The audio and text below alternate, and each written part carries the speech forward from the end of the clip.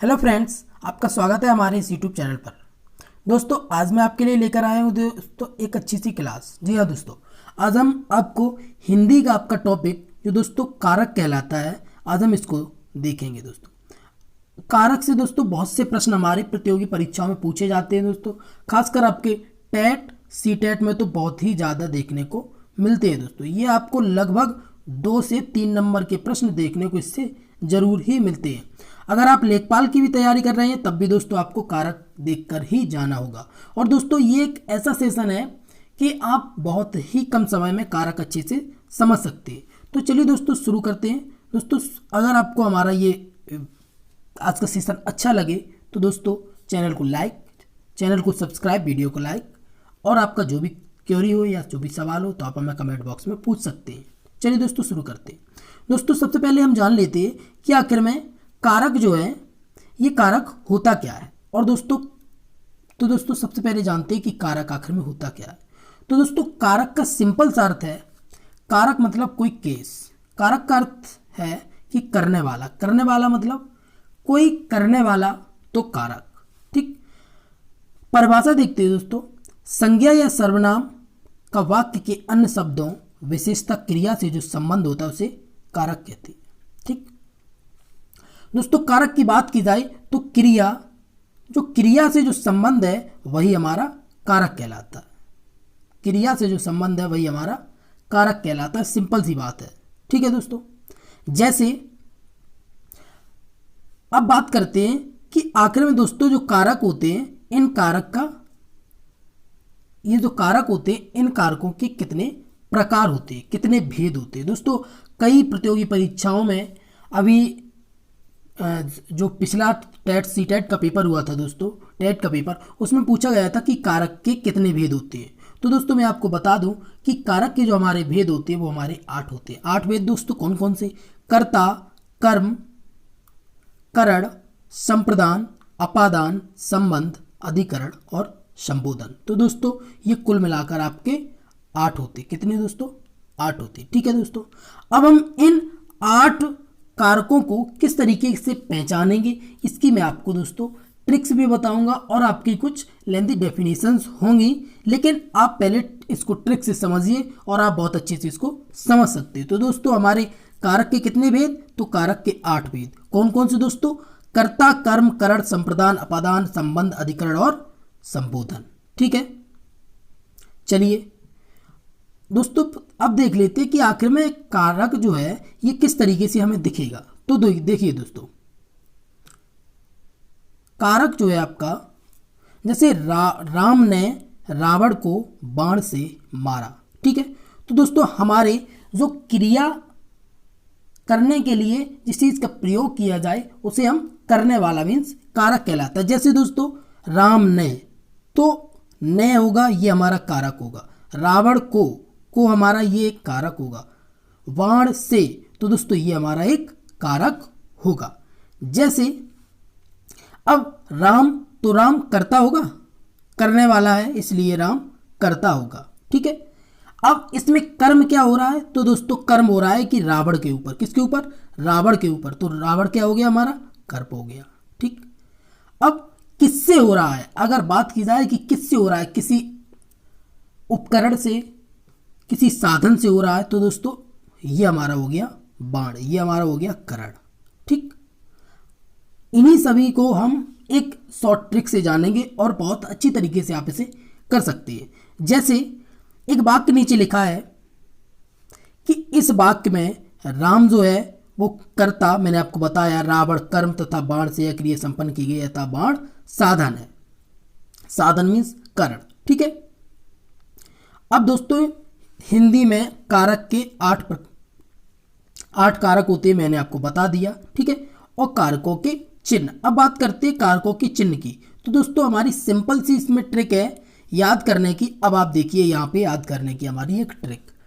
कर्ता ने कर्म को करण से, संप्रदान के लिए अपादान से, संबंध का अधिकरण में संबोधन। देखिए दोस्तों, अगर कहीं न आ जाए, जैसे आपका भी था राम ने। ठीक, राम ने, इस तरीके से आपके अगर पूछ लिया जाए, जैसे आपका ऐसे हो सकता है कि रमा ने, ठीक, तो राम ने कर्ता हो गया, कर्म राम ने रावण को, हमारा जब कोई कर्म हो रहा हो, जैसे कि विद्यार्थियों ने किताब को पढ़ लिया है, ठीक, तो यहां पर अगर बात की जाए तो किताब को, तो किताब हमारा एक कर्म हो गया जो वो कर रही है, ठीक।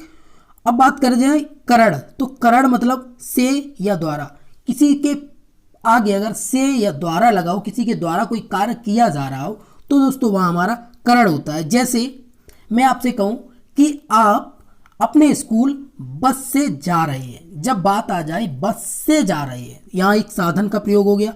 जब कोई साधन का प्रयोग हो जाए और आपने देखा बस से, तो हमारा बस और से यहाँ दोनों चीज़ें लगी हुई हैं, इसलिए दोस्तों जो से आया है इसका मतलब है कि यहाँ हमारा करण कारक होगा।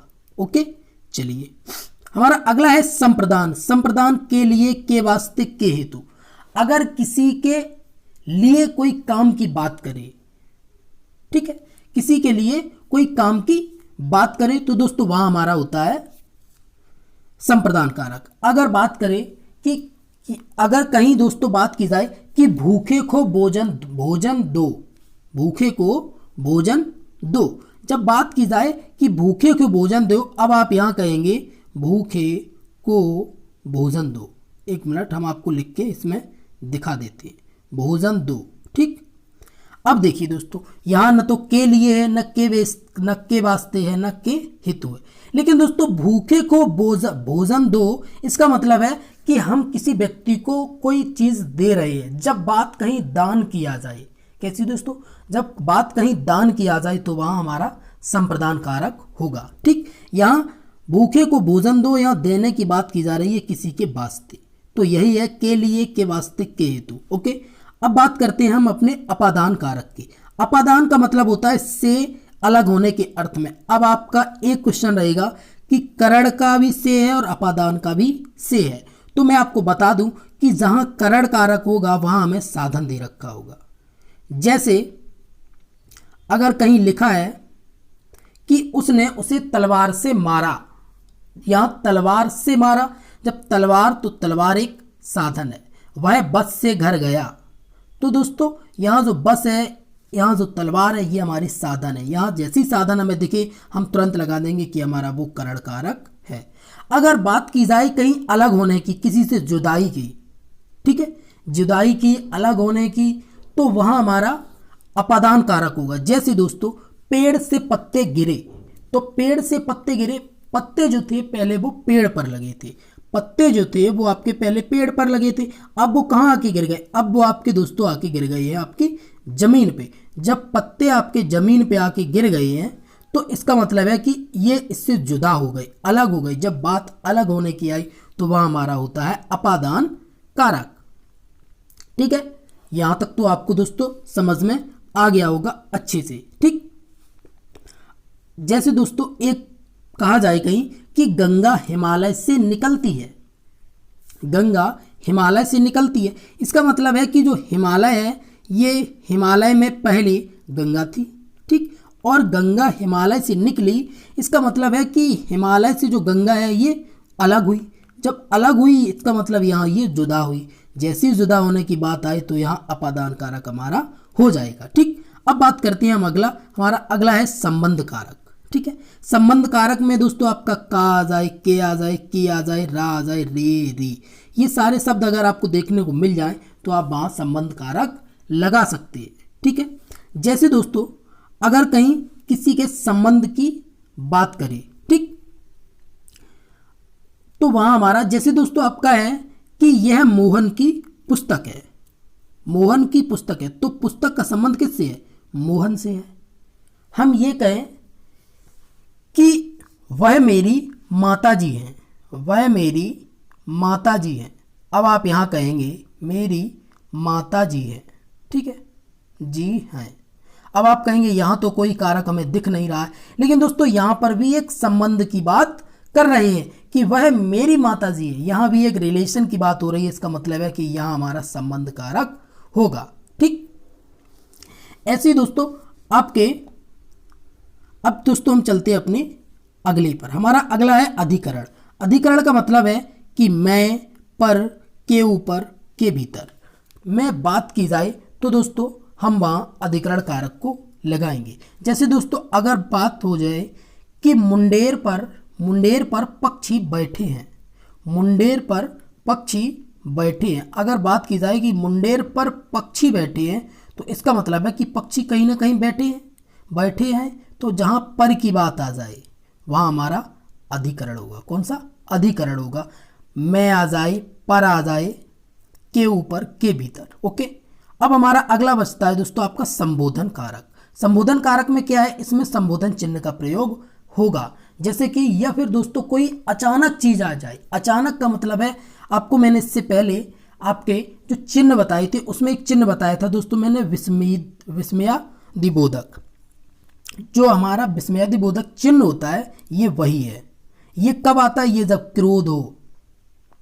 आश्चर्य, इसी चिन्ह को हम आश्चर्य चिन्ह भी कहते हैं। जब आश्चर्य की बात करें तो वहां हमें इस चिन्ह को देखने को मिलेगा और यहाँ जहां ये चिन्ह होगा वही हमारा संबोधन कारक होगा। ठीक है दोस्तों, अब हम इनके कुछ ट्रिक्स देख लेते हैं कि आखिर में हमने आपको कारकों की हम पहचान कैसे करेंगे। ये देखिए दोस्तों, अगर बात करें कि कारकों की पहचान की तो कर्ता क्रिया को करने वाला होता है, कर्म होता है ये क्रिया से प्रभावित होने वाला होता है, करण होता है ये क्रिया का साधन या उपकरण। कही थी मैंने कहा था कि साधन या उपकरण मीन्स करण। संप्रदान की बात करें तो संप्रदान जिसके लिए कोई क्रिया की जाए। अपादान जहां घृणा, तुलना, डर, लज्जा, अलग होने का भाव हो। संबंध मतलब आपसी संबंध बताने के लिए कि वह मेरी प्रेम का है। सिंपल सी बात। तो यहां हमारा संबंध कारक हो गया। ठीक। अगला हमारा अधिकरण में कहीं अगर आपके स्थान की बात की जाए, आपके समय की बात की जाए, आपके अवसर की बात की जाए और आपके मैं, पर, के ऊपर, ये सारी चीजें जहां आ जाए तो वहां हमारा अधिकरण होगा। ओके। संबोधन में आपका किसी को पुकार कर संबोधित किया जाए। मैंने आपको बताया किसी को पुकार कर संबोधित किया जाए, जैसे कि हे प्रभु हमारा कल्याण करो। तो हे प्रभु के बाद आपको यहाँ विस्मयादिबोधक चिन्ह देखने को मिलेगा जिसे हम आश्चर्य चिन्ह भी कहते हैं। जहां आपको विस्मयादिबोधक चिन्ह मिले समझ लो आप वहां आपका संबोधन कारक है। ठीक है दोस्तों अब करण और अपादान, इनके जो मैंने आपको अंतर बताया था दोस्तों, ये आपका अंतर कुछ इस तरीके से हो सकता है। देखिए, करण और अपादान दोनों कारकों में से कारक चिन्ह का प्रयोग होता है बिल्कुल, किंतु इन दोनों में मूलभूत अंतर है। करण क्रिया का साधन या उपकरण है। कर्ता कार्य संपन्न करने के लिए जिस उपकरण या साधन का प्रयोग करते हैं उसे करण कहते हैं। जैसे दोस्तों आपका है कि मैं साइकिल से बाजार जाता हूं, तो यहाँ जो साइकिल है दोस्तों ये हमारा एक उपकरण हो गया। क्या हो गया? उपकरण हो गया। तो इसका मतलब है कि ये हमारा एक उपकरण या साधन हो गया, तो यहाँ हमारा करण कारक होगा। और अपादान की अगर बात की जाए तो अपादान अलग होने के अर्थ में होता है। जैसे पेड़ से पत्ता गिरा, वह गांव से चला गया, ऐसे हमारे जो होते हैं इन्हें हम अपादान कारक कहते हैं। ठीक है दोस्तों, तो बस आपके इतने ही दोस्तों आपके कारक थे। आपको कैसा लगा हमारा आज का सेशन आप हमें कमेंट सेक्शन में जरूर बताएं। और दोस्तों अगर आपको हमारा ये सेशन दोस्तों अच्छा लगा हो तो आप अभी हमारे चैनल को सब्सक्राइब कर दें, अभी बेल आइकन को प्रेस कर दें, जिससे आपको हमारी कोई भी नई वीडियो आए तो आपको नोटिफिकेशन मिले। और अगर आपको पसंद आए तो अभी लाइक करें और अपने दोस्तों में इसको शेयर कर दें, जिससे उनकी भी परीक्षाओं में हेल्प हो सके। और दोस्तों इसी तरीके के कंटेंट मैं आपके लिए लेकर आता रहूँगा जो आपकी परीक्षाओं में बहुत ही इम्पोर्टेंट रोल प्ले करते हैं और दोस्तों इनको समझने में आपको प्रॉब्लम होती है। तो चलिए दोस्तों आज के सेशन को यहीं खत्म करते हैं, बहुत जल्दी मिलते हैं नए सेशन में। तब तक के लिए दोस्तों नमस्कार।